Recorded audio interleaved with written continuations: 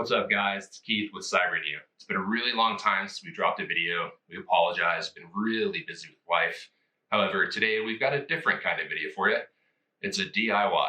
We're going to show you how to dampen the sound within your office, your studio, or whatever personalized and closed space you utilize with these foam panels. Now, this is ideal if you're a podcaster, a streamer, maybe even a musician, and you're dealing with issues of reverberation, echoey sounds bouncing off the walls, the floors, because you have nothing in the room to absorb the sounds you're making. So we're going to show you how to dampen those sounds on a budget and in a way that's not going to destroy your walls. And we're going to try to make it a little stylish. So if you want your space to look like this and absorb some sound, stay tuned because we're going to show you how to do it.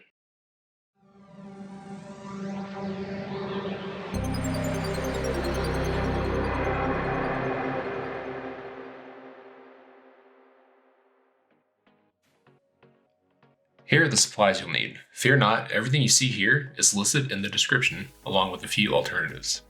You'll need some poster board or cardboard. An Amazon box you have lying around works just great. Next, some 3M adhesive spray. This is going to allow us to glue the cardboard to the back of the panels. Of course, you'll also need some variant of acoustic foam panels. Finally, grab a pack or two of the 3-pound 3M command strips. We'll be using this to stick to the foam panels to the wall without prompting any concerns for damage. Let's go through the very simple instructions. First, cut the cardboard to size. You only need to cut a small amount in order to place the command strips on the left and right edges. A little later, you'll see what not to do.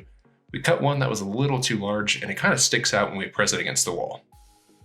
Next, apply the spray adhesive liberally to the entire surface of the cardboard. Flip the cardboard over and center it as best as you can. Apply some pressure and wait a few seconds. Next, grab the command strips, peel them and apply one to the left and right side like so. Repeat these steps until you're satisfied with the number of panels you've created. Now let's go upstairs and stick these to the wall. With these command strips, simply press the panel against the wall until you hear the Velcro-like material slightly crumple. Place the panels you made in the formation of your choice. Depending on your goal, you can apply this to a multitude of areas to efficiently ward off echoing. Now, in this video, we just give you a small sample. If you're looking for that studio-like feel, you're going to obviously apply this all over your space.